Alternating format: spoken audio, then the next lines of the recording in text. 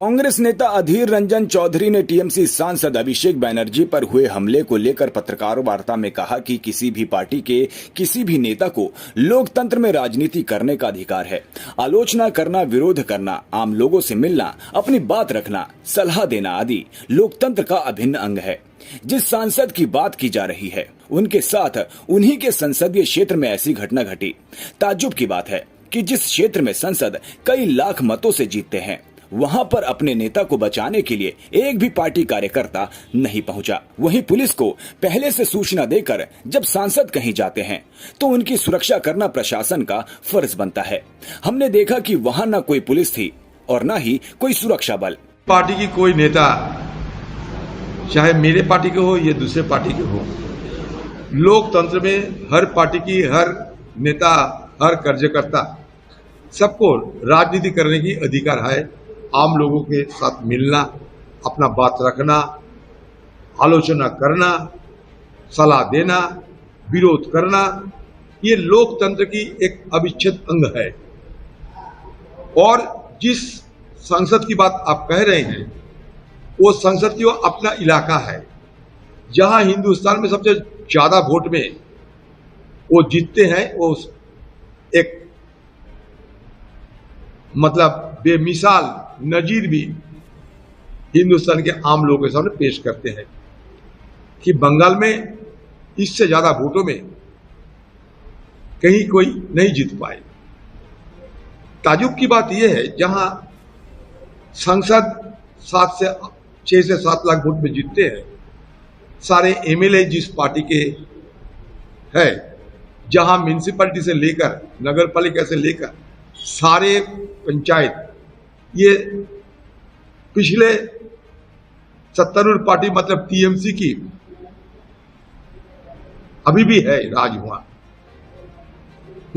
अपने नेता को बचाने के लिए एक भी टीएमसी पार्टी के कार्यकर्ता को हम लोग पहुंचने नहीं देखा। बात खासकर यह है कि जब पुलिस वालों को पहले ही सूचित करते हुए कोई सांसद कहीं जाते हैं तो उनकी सुरक्षा देने की, सुरक्षा के इंतजाम करना शासन की फर्ज बनते हैं। लेकिन यहाँ हम लोग एक अजीब सा नजारा देखा, यहाँ कोई पुलिस बल नहीं है, सत्तारूढ़ पार्टी की कोई कार्यकर्ता भी नहीं है, बेचारा अकेले सांसद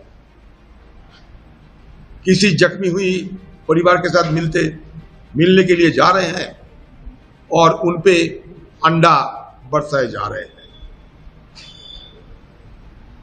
मैं तो ये मांग करूंगा कि दशकों से देखते आए हैं बंगाल की ये राजनीतिक हिंसा, ये बंद होना चाहिए। लोकतंत्र में हर पार्टी की राजनीति करने के अधिकार है, लेकिन बंगाल इससे मुक्त नहीं हो पा रहे, हिंसा से मुक्त नहीं हो पा रहे हैं बंगाल। और खासकर राजनीतिक और चुनावी हिंसा से बंगाल नहीं मुक्त होने पा रहे हैं। ये सारे बंगाल के लिए ये शर्मिंदगी की बात है।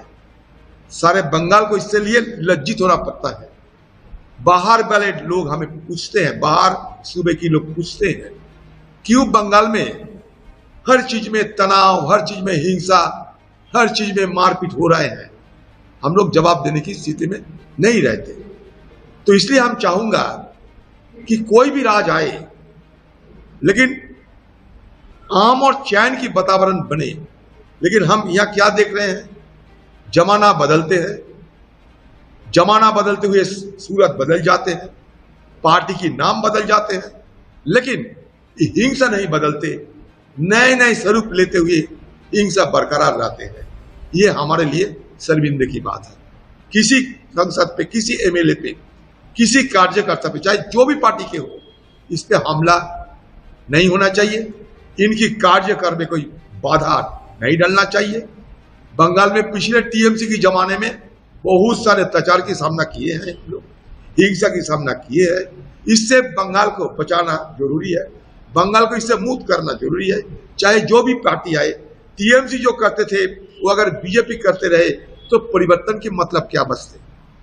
तो इसलिए इसका मैं निंदा करता हूं, इसका विरोध करता हूं और साथ साथ किसी पे ये तरीके की हमला ना हो, ये हम निश्चित करने के लिए सूबे की सरकार को गुहार लगाते हैं।